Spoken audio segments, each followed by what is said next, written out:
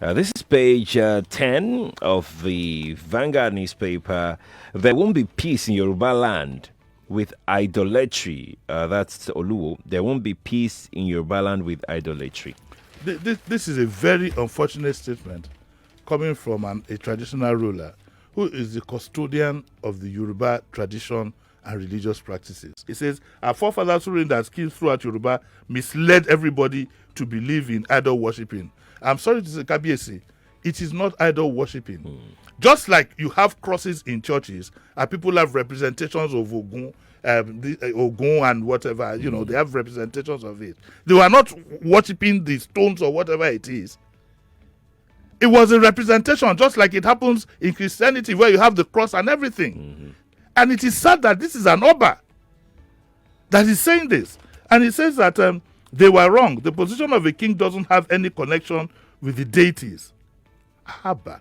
And he says the position should not have any meeting point with deities and idolatry. Idolatry is a strange religion in Yoruba land. God pronounced that we should worship him in the Garden of Eden. He instructed Adam to be. He says, this is an Oba of Iwo. Iwo. This is the same. This is a sacrilege. No, I'm about to read something. This is the same Oba. This is an Oba. Yes. Same. He says, an Oba says, Oba in Yoruba land. I'm almost in tears now for how the thinking of our people, of some of our people, has been twisted. An Oba is saying, who is Shogo, Oya, Excuse me. Ogun, Oshun, and others before God. And he says, I cannot be the king and be the assistant of idols. I have authority over deities. It will not be well with deities and idols. They are ruined. Stop visiting shrines. God is the only king that means the palace where the king lives is God's abode, and so on and so forth. I think our Yoruba elders should stand up to this.